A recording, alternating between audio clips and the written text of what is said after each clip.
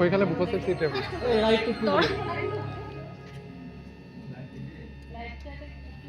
Wow wow ডেঞ্জাৰাস কুতি আহিলো পৃথিৱীখন দেখি আছো ও ভাই সাহ চিত্ৰকাৰ ভিনচেণ্ট ভেন গগে কৈছিল আকাশৰ তৰাবোৰে মোক সপোনৰ দেশলৈ লৈ যায় দিনৰ পোহৰত আমি পাহৰি যাওঁ যে এখন অত্যন্ত ৰহস্যময় আৰু বিশাল মহাকাশৰ মাজত লালিত পালিত হৈ আছো কিন্তু ৰাতিৰ আকাশৰ বুকুত আমি যেন হেৰাই যাওঁ মনত প্ৰশ্ন হয় বিশ্ব ব্ৰহ্মাণ্ডখন প্ৰকৃততে কি বাৰু মহাকাশৰ বিশালতাই বা কিমান আমি বাৰু কেতিয়াবা মহাকাশৰ গভীৰতাত গৈ বিচৰণ কৰিব পাৰিমনে মহাকাশৰ আন কোনোবা বহিঃজগতৰ প্ৰাণীয়ে আমাৰ দৰেই আকাশৰ তৰাবোৰ চাই আচৰিত হয়নে বাৰু মহাকাশৰ কৰবাৰ পৰা আন কোনোবা জীৱই এই মুহূৰ্তত আমাৰ ফালেই চাই আছে নেকি যুগ যুগ ধৰি মানুহক এনে প্ৰশ্নবোৰে কৌতূহলী কৰি তুলিছে আমাৰ দৰেই আৰু বহুতো জীৱকুলেৰে ভৰপূৰ নেকি জানিবলৈ আহকচোন আমি আকাশৰ কোনোবা এটা প্ৰান্তলৈ যাওঁগৈ আমি আৰম্ভ কৰো কালপুৰুষ বা অৰায়ন নক্ষত্ৰ মণ্ডলটিৰ পৰাই কাৰণ ইয়ে আমাক উদঙাই দেখুৱাব বিশাল মহাকাশখনৰ আলোড়নৰ মাজত জীৱজগত এখন বৰ্তি থাকিবলৈ কিমান কঠিন সূৰ্যৰ তুলনাত ৰাইজেল নামৰ নক্ষত্ৰটি প্ৰায় 50,000 গুণ বেছি উজ্জ্বল আকৌ বেটেলগুছ নামৰ লোহিত দৈত্য নক্ষত্ৰটি প্ৰায় 250 গুণ ডাঙৰ নিঃশেষ হৈ যোৱাৰ আগমুহূৰ্তত নক্ষত্ৰটি এক বৃহৎ আকৃতি ধৰি উফন্দি উঠিছে আমাৰ জীৱনদায়িনী সূৰ্যটো এদিন লোহিত দৈত্য নক্ষত্ৰত পৰিণত হ'ব তেতিয়া ই মহাকাশত পৃথিৱীৰ কক্ষপথতকৈ অধিক দূৰলৈ উফন্দি উঠি পৃথিৱীৰ জীৱকুল ধ্বংস কৰি পেলাব পিছে চিন্তা এনে হ'বলৈ কেইবা কোটি বছৰ লাগিব ও ভাই নক্ষত্ৰ এটাৰ মৃত্যু এক আকৰ্ষণীয় আৰু মনোমোহা মহাজাগতিক ঘটনা অৱশ্যে নক্ষত্ৰৰ সৃষ্টিও এক উজ্জ্বল অগ্নিশিখা জ্বলি উঠাৰ দৰে সমানেই আকৰ্ষণীয় দূৰবীক্ষণ যন্ত্ৰৰ সহায়ত দেখা কালপুৰুষ বা অৰায়ন নক্ষত্ৰ মণ্ডলীৰ কঁকালৰ অংশত থকা অৰায়ন নিহাৰিকাত গেছ আৰু ধূলিকণাই সৃষ্টি কৰা বিভিন্ন ৰঙৰ ডাৱৰবোৰ অসংখ্য নক্ষত্ৰৰ এখন মনোৰম জন্মস্থান ধাৰণা অনুসৰি বহু কোটি বছৰৰ পূৰ্বে আমাৰ সৌৰজগতৰ গ্ৰহবোৰৰো সৃষ্টি হৈছিল এনেধৰণৰ এটা মহাজাগতিক গেছীয় পিণ্ডৰ পৰা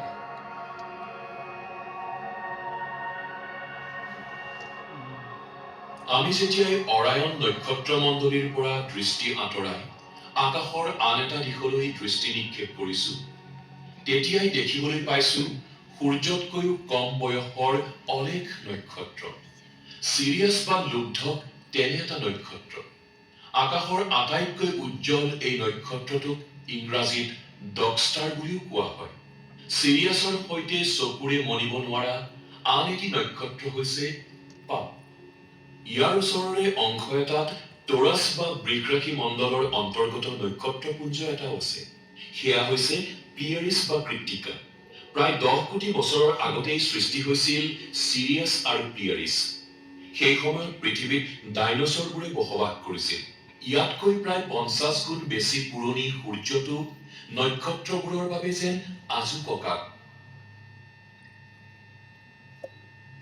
আহকচোন আকাশৰ বৃক্ৰাশী মণ্ডলৰ অঞ্চলত হোৱা আন এটি বৃহৎ মহাজাগতিক বিস্ফোৰণলৈ দৃষ্টিগোচৰ কৰো ক্ৰেব নেবুলা বা নিহাৰিকাটো প্ৰকৃততে নক্ষত্ৰ এটাৰ ছুপাৰনোভা বিস্ফোৰণৰ পাছত ৰৈ যোৱা অৱশিষ্টৰ এটুকুৰা বৃহৎ গেছীয় ডাৱৰ প্ৰায় 1000 বছৰৰ আগৰ এই ছুপাৰনোভা বিস্ফোৰণটিৰ পোহৰ ইমানেই উজ্জ্বল হৈ উঠিছিল যে নিহাৰিকাটো বহুদিন ধৰি দিনৰ আকাশতো কেঁকোৰাৰ আকৃতিত দেখা গৈছিল নক্ষত্ৰটোৰ ওচৰৰ কোনো গ্ৰহত বুদ্ধিমান জীৱজগত থকাহেঁতেন এই বিস্ফোৰণটো দেখি নিশ্চয় আচৰিত হ'লহেঁতেন। অৱশ্যে আমাৰ সূৰ্যটো ইমান বেছি ভৰৰ নহয় বাবে আমি আচৰিত হ'বলগীয়াকৈ এনে বিস্ফোৰণ নঘটে। মহাকাশৰ যিকোনো প্ৰান্তৰৰ পৰা আকাশখন আমি দেখাৰ দৰে দেখিবলৈ পাৰোঁ। মহাকাশৰ কোনো ঠাইৰ পৰা আকাশখন হয়তো সম্পূৰ্ণ বেলেগ লাগিব। উদাহৰণস্বৰূপে চেজিটেৰিয়াছ অৰ্থাৎ ধনুৰাশি মণ্ডলৰ কথাই কওঁ। ইয়াৰ মাজত আছে ৫ লাখ মান নক্ষত্ৰৰে ভৰা এটা গোলাকৃতিৰ নক্ষত্ৰপুঞ্জ। এই মনোমোহা নক্ষত্ৰপুঞ্জটোৰ বেছিভাগ নক্ষত্ৰৰে প্ৰকৃত উজ্জ্বলতা আকাশৰ উজ্জ্বলতম নক্ষত্ৰ চিৰিয়াছতকৈ বেছি। কল্পনা কৰকচোন, কোনো বুদ্ধিমান জীৱজগত যদি চেজিটেৰিয়াছ নক্ষত্ৰপুঞ্জটোৰ ওচৰত আছে, তেনেহ'লে তেওঁলোকে প্ৰতিনিশাই দেখিব অনেক ৰং বিৰঙৰ উজ্জ্বল নক্ষত্ৰৰে ভৰা এখন আকাশ, যেন উজ্জ্বল হীৰামকুটাৰে খচিত এখন টুপিছা। জানেনে বাৰু, আমি চেজিটেৰিয়াছ নক্ষত্ৰমণ্ডলীলৈ দৃষ্টিগোচৰ কৰোঁতে প্ৰকৃততে আমি বসবাস কৰা হাতীপতি তাৰকাৰাজ্যখনৰ একেবাৰে কেন্দ্ৰৰ দিশলৈকে চাই আছো। এই তাৰকাৰাজ্যখনৰ আমি এটা কণিকাহে মাথো। হাতীপতি তাৰকাৰাজ্যখনত আছে কোটি কোটি নক্ষত্ৰ। পিছে আমাৰ তাৰকাৰাজ্যখন ৩০খনমান তাৰকাৰাজ্যৰ এটা থোপৰ মাজৰ এখনহে মাথো। আনহাতে এই তাৰকাৰাজ্যৰ থোপটো হাজাৰ হাজাৰ তাৰকাৰাজ্যৰে গঠিত এক বিশাল তাৰকাৰাজ্যৰ থোপৰ অন্তৰ্গত। আৰু এই বৃহৎ তাৰকাৰাজ্যৰ থোপটো আন বহুতো তাৰকাৰাজ্যৰে গঠিত কিছুমান অতি বিশাল তাৰকাৰাজ্যৰ থোপৰ এটাহে মাথো। আৰু এনেদৰেই বিশালৰ পৰা বিশালতম তাৰকাৰাজ্যৰ থোপবোৰেৰে গঠিত আমাৰ বিশ্ব ব্ৰহ্মাণ্ডখন।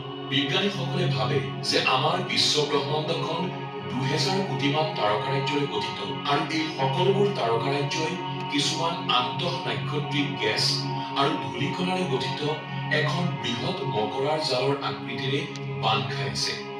বৈজ্ঞানিকসকলে নিৰূপণ কৰিছে বিশ্ব ব্ৰহ্মাণ্ডখনৰ মুঠ ভৰৰ পৰিমাণ প্ৰায় ২০ কোটি কোটি কোটি কোটি কোটি টনৰ সমান। আহকচোন আমি বুজিবলৈ চেষ্টা কৰোঁ এই বৃহৎ পৰিমাণৰ পদাৰ্থবোৰনো আহিল ক'ৰ পৰা। আমাৰ বিশ্ব ব্ৰহ্মাণ্ডখন সৃষ্টি হ'লনো কেনেকৈ, সেই কথা কোৱাটো বৰ কঠিন।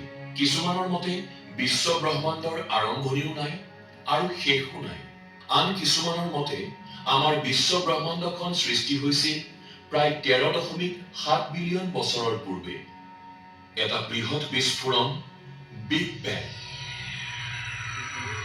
বিগ বেঙৰ পৰাই সৃষ্টি হৈছিল আমাৰ বিশ্ব ব্ৰহ্মাণ্ডখনৰ। সৃষ্টি হৈছিল পদাৰ্থৰ মৌলিক কণা।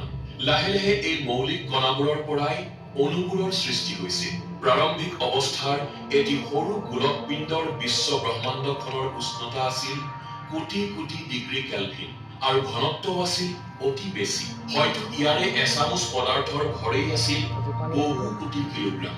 ক্ষিপ্ৰ বেগেৰে প্ৰসাৰিত হ'ব ধৰিছিল বিশ্ব ব্ৰহ্মাণ্ডখন। সময়ৰ লগে লগে পদাৰ্থবোৰ চেঁচা হ'বলৈ ধৰিছিল আৰু মহাকৰ্ষণ বলৰ প্ৰভাৱত মহাকাশৰ একোটা বৃহৎ অঞ্চলৰ পদাৰ্থ কণিকাবোৰে লগ হৈ সৃষ্টি কৰিছিল আদি নক্ষত্ৰ আৰু আদি তাৰকাৰাজ্যবোৰ। নক্ষত্ৰৰ প্ৰথম পোহৰত আলোকিত হৈছিল অপৰিণত অৱস্থাৰ বিশ্ব ব্ৰহ্মাণ্ডখন। মূলতঃ হাইড্ৰজেন আৰু হিলিয়ামৰ পৰাই সৃষ্টি হৈছিল আদি অৱস্থাৰ নক্ষত্ৰসমূহ আৰু এই পাতল মৌলবোৰৰ পৰাই আদি অৱস্থাৰ নক্ষত্ৰসমূহৰ গৰ্ভত সৃষ্টি হৈছিল গধুৰ মৌলবোৰ। প্ৰথম প্ৰজন্মৰ এই নক্ষত্ৰবোৰৰ এসময়ত মৃত্যু হৈ সিহঁতৰ গৰ্ভত সৃষ্টি হোৱা গধুৰ মৌলবোৰ সিঁচৰতি হৈ পৰিছিল মহাকাশৰ চৌদিশে।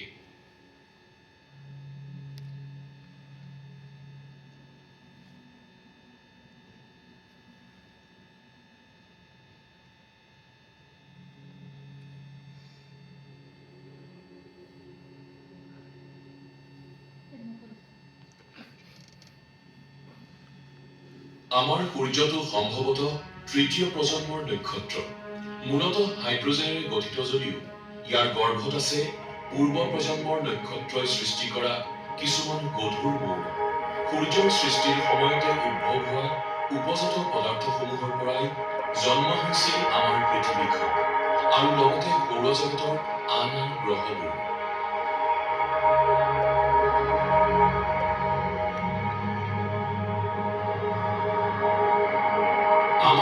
লালিত পালিত কৰা পৃথিৱীখন, মাটি, পানী, গছ, লতা, আমাৰ শৰীৰটোৰ সকলোবোৰ অংশ, আমি পিন্ধা কাপোৰবোৰ, গাড়ী মটৰ, ঘৰ বাৰী আদি সকলোবোৰ বস্তুৰে মূল পদাৰ্থসমূহ এদিন সৃষ্টি হৈছিল প্ৰথম প্ৰজন্মৰ কিছুমান দৈত্যাকায় নক্ষত্ৰৰ উষ্ণ গৰ্ভত।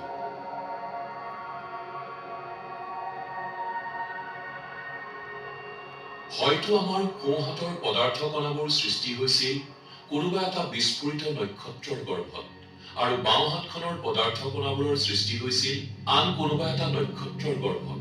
জ্যোতিৰ্বিজ্ঞানী কাৰ্ল সাগানে কৈছিল, বিশ্ব ব্ৰহ্মাণ্ডখন আমাৰ শৰীৰৰ মাজতেই আছে।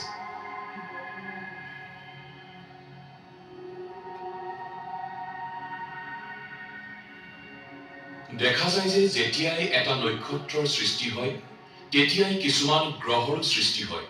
যদি এয়াই সঁচা, তেনেহলে কেৱল আমাৰ হাতীপতি তাৰকাৰাজ্যতেই দেখোন কোটি কোটি গ্ৰহ থাকিব। গোটেই বিশ্ব ব্ৰহ্মাণ্ডতে থকা কোটি কোটি তাৰকাৰাজ্যবোৰৰ মাজত কিমান যে গ্ৰহ থাকিব পাৰে সেয়া ভাবিবও নোৱাৰি। আনকি আমাৰ ওচৰতে থকা 50টামান নক্ষত্ৰৰ ভিতৰৰ 3টা নক্ষত্ৰ এপচাইলন ইৰিডানি, টাউ চেটি আৰু বাৰ্নাৰ্ড ষ্টাৰ নামৰ নক্ষত্ৰকেইটাৰ চৌপাশে কেইটামান গ্ৰহ ঘূৰি আছে বুলি জ্যোতিৰ্বিজ্ঞানীসকলে জানিব পাৰিছে।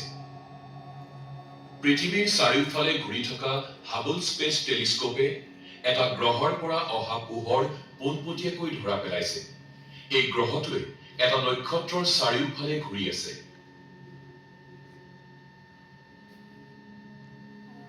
বিজ্ঞানীসকলে ভবাৰ দৰেই বিশ্ব ব্ৰহ্মাণ্ডৰ সৃষ্টি যদি বিগ বেঙৰ পৰাই হৈছিল, তেনেহলে বিশ্ব ব্ৰহ্মাণ্ডৰ সকলোবোৰ অংশৰ মূল উৎসও একেটাই।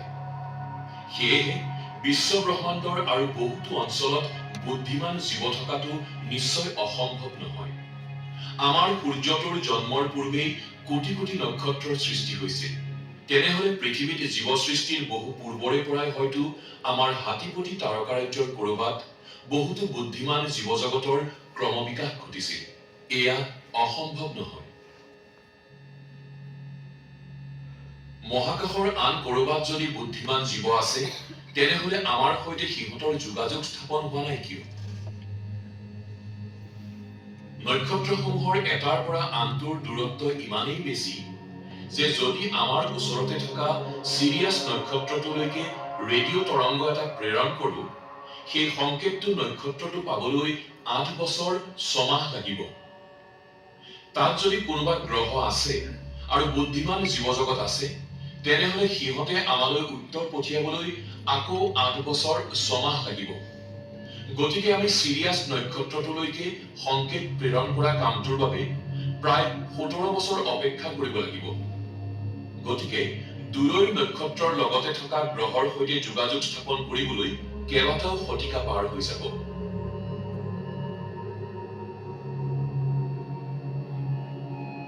পিছে হতাশ নহল আমেৰিকাৰ জ্যোতিৰ্বিজ্ঞানী ফ্ৰেংক ড্ৰেক। তেওঁ 24,000 আলোকবৰ্ষ দূৰত অৱস্থিত হাৰকিউলিছ নক্ষত্ৰ মণ্ডলৰ অন্তৰ্গত এটা গোলাকৃতিৰ নক্ষত্ৰপুঞ্জৰ দিশলৈ ৰেডিঅ' তৰংগৰ বাৰ্তা পঠিয়াই দিলে। তেওঁ এইটো আশাতেই তালৈ সংকেত পঠিয়ালে যে তাত থকা প্ৰায় 5 লাখ নক্ষত্ৰৰ কোনোবা এটাত নিশ্চয় বুদ্ধিমান প্ৰাণী থকা গ্ৰহ থাকিব আৰু তেওঁলোকে এদিন আমালৈ বাৰ্তা প্ৰেৰণ কৰিব।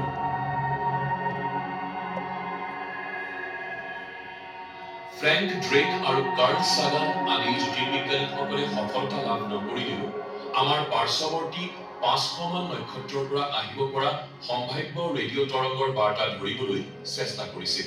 নিশ্চয়কৈ কোনো বহিঃগ্ৰহৰ প্ৰাণীৰ পৰা সংকেত পাব পৰাটোৱেই হ'ব মানৱ সভ্যতাৰ এক সোণালী আখৰেৰে লিখিব পৰা আশ্চৰ্যকৰ বাতৰি। মহাকাশৰ বুকুত এক বিপদসংকুল পৰিস্থিতিৰ মাজেৰে গৈ কোনো বহিঃ জগতৰ প্ৰাণীক লগ ধৰিব পৰাটো আমাৰ বাবে কিমান সম্ভৱ বাৰু?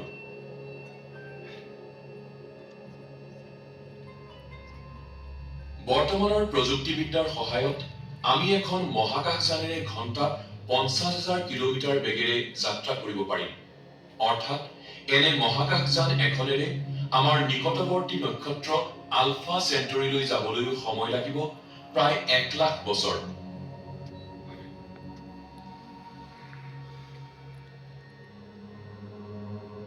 অৱশ্যে আমি যদি পোহৰৰ গতিবেগেৰে যাব পাৰোঁ তেনেহলে এই যাত্ৰাৰ সময় লাগিব মাথো 4.5 বছৰ পিছে আমি কেতিয়াও পোহৰৰ গতিবেগেৰে গতি কৰিব নোৱাৰো এই কথা ইতিমধ্যে এলবাৰ্ট আইনষ্টাইনে প্ৰমাণ কৰি থৈছে পোহৰৰ গতিবেগত যোৱা মহাকাশযান এখনৰ ভৰ হ'বগৈ অসীম আৰু অসীম ভৰৰ মহাকাশযান এখনক গতি প্ৰদান কৰিবলৈ শক্তিৰ পৰিমাণো হ'ব লাগিব অসীম কিন্তু আমাৰ জানো আছে অসীম শক্তিৰ ভৰা কল্পনা কৰকচোন ভৱিষ্যতে যদি এনে কোনো চমৎকাৰী প্ৰযুক্তিৰ উদ্ভাৱন হয় যাৰ সহায়ত আমি ওচৰৰ নক্ষত্ৰ এটালৈ কেইটামান শতিকাৰ ভিতৰতে যাব পাৰো এয়া কোনো অবান্তৰ কথা নহয় কোনেনো জানিছিল ৰাইট ভাতৃদ্বয়ে সাজি উলিওৱা প্ৰথমখন উৰাজাহাজৰ মাত্ৰ 80 বছৰৰ পাছতে মানুহে স্পেচ শাটলৰ দৰে পুনৰ ব্যৱহাৰ কৰিব পৰা মহাকাশযান সাজি উলিয়াব পাৰিব বুলি আহকচোন পৰমকৈ হলেও ভৱিষ্যতৰ ইতিহাস ৰচিবলৈ এখন সপোনৰ জগতত বিচৰণ কৰোঁ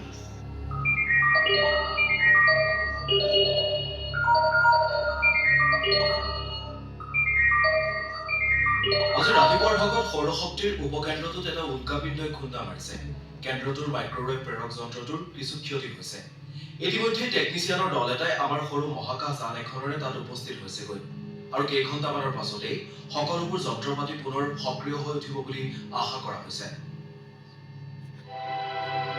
এই কামটোত কিছু সময় লাগিলেও অসুবিধা নাই কাৰণ এই গুৰুত্বপূৰ্ণ মহাকাশ অভিযানটোৰ অন্যান্য কাম কাজবোৰ সঠিকভাৱে চলি আছে পৌৰাণিক ভাৰতীয় সম্ৰাট চন্দ্ৰগুপ্তৰ নামেৰে নামকৰণ কৰা 1000 টন ওজনৰ এই ভাৰতীয় মহাকাশযানখন উৰণৰ বাবে প্ৰায় সাজু হৈ উঠিছে এই যাত্ৰাত যানখনে অতিক্ৰম কৰিব কোটি কোটি কিলোমিটাৰ অভিযানৰ মূল লক্ষ্য হৈছে বহিঃ মহাকাশৰ কোনো সভ্যতাৰ সৈতে পোনপটীয়াকৈ যোগাযোগ স্থাপন কৰা বিশ্ববাসীয়ে এই দৃশ্যবোৰৰ পোনপটীয়া সম্প্ৰচাৰ দেখিবলৈ পাব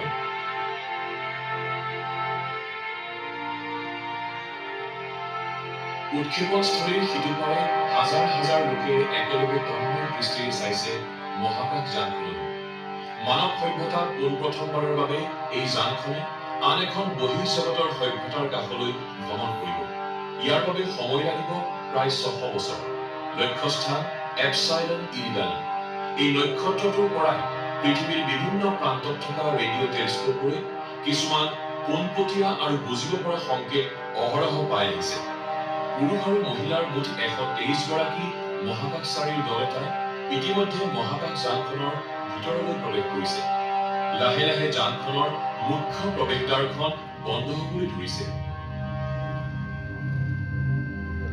এটা অত্যন্ত সাহসী মহাকাশচাৰীৰ দল তেওঁলোকে জানে যে এই অভিযানৰ অন্তত তেওঁলোক কেতিয়াও আৰু পৃথিৱীলৈ ঘূৰি আহিব নোৱাৰে সমগ্ৰ বিশ্ববাসীয়ে তেওঁলোকক শুভেচ্ছা জনাই বিদায় দিয়ে অভিযানৰ কালছোৱাত এইসকল মহাকাশচাৰী আৰু পাছলৈ তেওঁলোকৰ কেইবাটাও উত্তৰসূৰী প্ৰজন্মই যানখনৰ ভিতৰতে জীৱন নিৰ্বাহ কৰিব লাগিব কেইবা শতিকাৰ অন্তত তেওঁলোকৰ উত্তৰসূৰী কোনোবাটো প্ৰজন্মই এই যাত্ৰা সমাপ্ত কৰিব 10 9 8 7 6 5 4 3 2 1 lift off জয় জগন্নাথ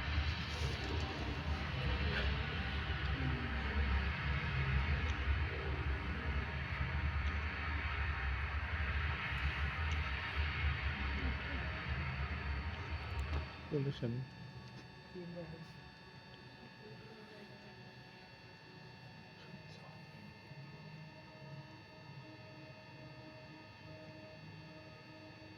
আশা কৰো আপোনালোকৰ কোনো অসুবিধা হোৱা নাই দুপৰীয়াৰ আহাৰ নিশ্চয় ভালেই লাগিল নহয়নে অলপ সময়ৰ পাছতে আমি দেখিবলৈ পাম মহাকাশৰ কেইটামান অতি মোহনীয় দৃশ্য আমাৰ মহাকাশযানখনৰ গতিবেগ যথেষ্ট বেছি বাবে আমি ইতিমধ্যে শুক্ৰৰ ওচৰ চাপিছোঁ অহাকালি ৰাতিপুৱাৰ আহাৰ গ্ৰহণ কৰাৰ সময়ত আমি বৃহস্পতি গ্ৰহটো অতিক্ৰম কৰিম মৰুভূমি সদৃশ গ্ৰহটোৰ পৃষ্ঠভাগ দেখুৱাবলৈ যানখন কিছু ওচৰ চপাই দিছোঁ আমাৰ পৰিমাপক যন্ত্ৰই ইয়াৰ পৃষ্ঠভাগৰ উষ্ণতা 860 ডিগ্ৰী ফাৰেনহাইট দেখুৱাইছে এই উষ্ণতাত কেৱল পানীবোৰ বাষ্পীভূত হোৱাই নহয় শীত ধাতুও গলি যাব ইয়াৰ ডাৱৰবোৰ ছালফিউৰিক এচিডৰ শুক্ৰ গ্ৰহৰ পৃষ্ঠভাগৰ উষ্ণতা অধিক হোৱাৰ বাবে এচিডৰ টোপালবোৰ পৃষ্ঠভাগত পৰাৰ আগতেই বাষ্পীভূত হৈ যায়।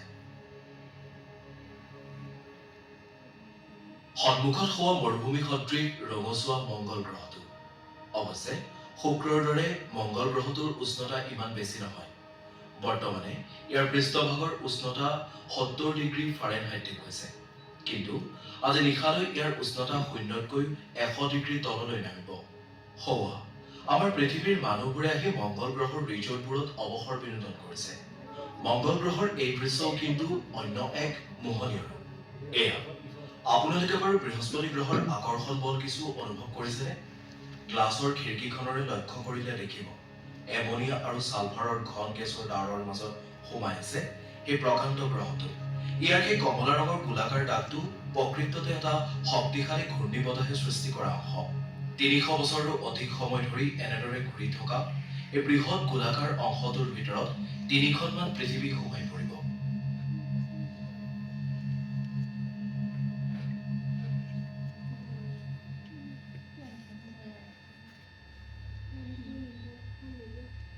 আমি শনি গ্ৰহ আৰু ইয়াৰ বলয়টোৰ কাষেৰে পাৰ হৈ যোৱাৰ সময়ত আপোনালোক স্তম্ভিত হৈ পৰিব। শনি গ্ৰহৰ বলয়টো বৰফৰে আগুৰা সৰু সৰু শিলৰ টুকুৰাৰ পৰা একোটা বৃহৎ আকৃতিৰ শিলাখণ্ডেৰে গঠিত।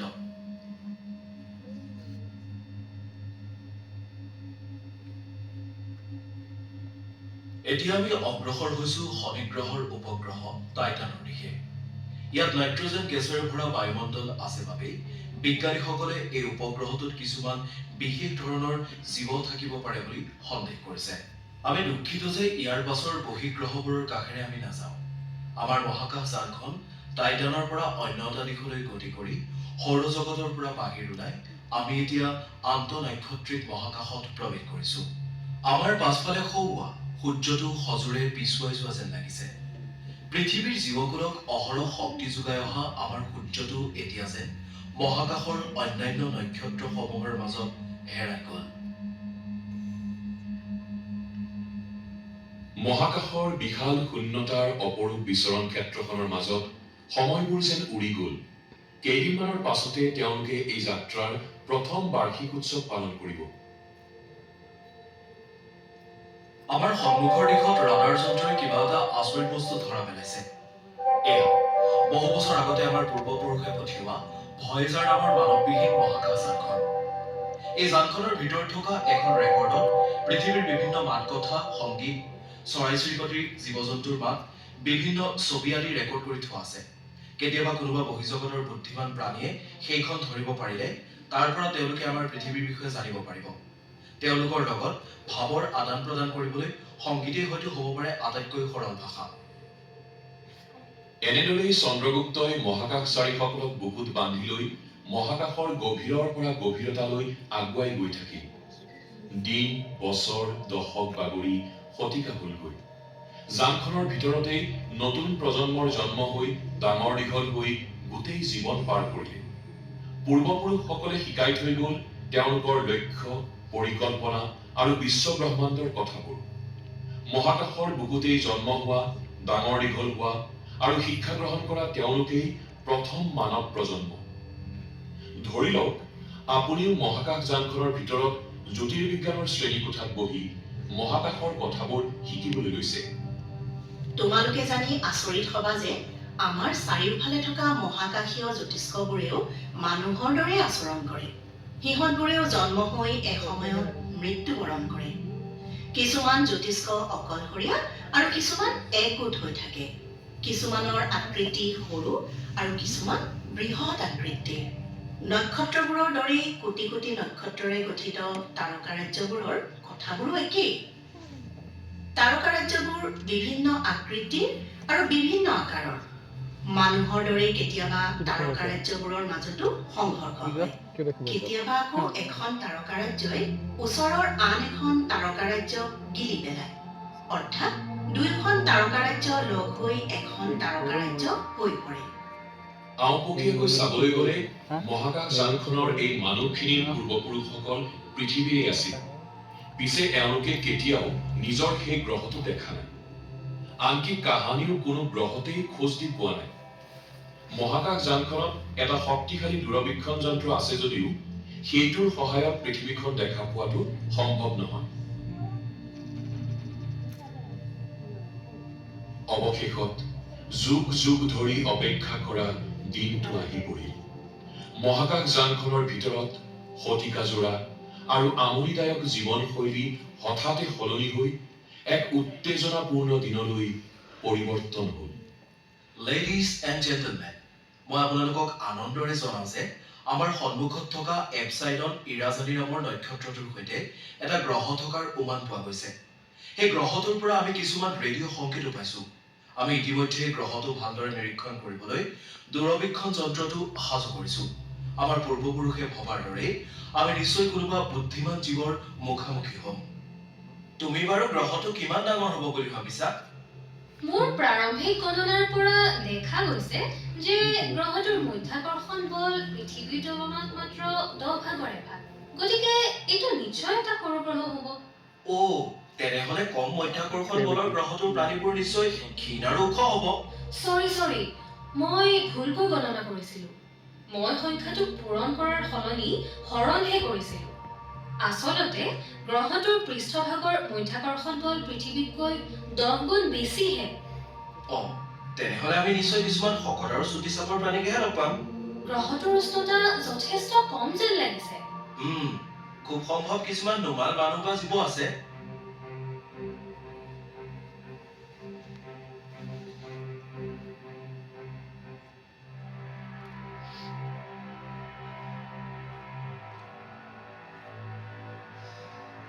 Attention everyone, আমি গ্ৰহটোত অৱতৰণ কৰিবলৈ সাজু হৈছো। আমি আহিয়ে শিহৰণকাৰী সত্যত উপনীত হৈছো। তেওঁলোকে বাৰু আমাক আদৰণি জনাব নে আক্ৰমণ কৰিব? আপোনালোকে জানি আনন্দিত হ'ব যে তেওঁলোকে আমাক ৰেডিঅ' সংকেত যোগে আদৰণি জনাইছে। তেওঁলোকৰ কম্পিউটাৰে আমাৰ ভাষা বুজি পায়। তেওঁলোকে আমাক অৱতৰণৰ বাবে নিমন্ত্ৰণ কৰিছে। আমি তেওঁলোকৰ নিমন্ত্ৰণ গ্ৰহণ কৰিছো।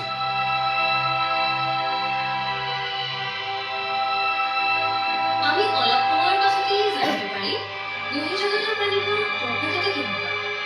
আমি বাৰু সিহঁতৰ লগত কেনেদৰে কথা পাতিম? বিশ্ব ব্ৰহ্মাণ্ডৰ সকলোতেই বন্ধুত্বৰ ভাষা বুজাই নেকি? Hi. Hello.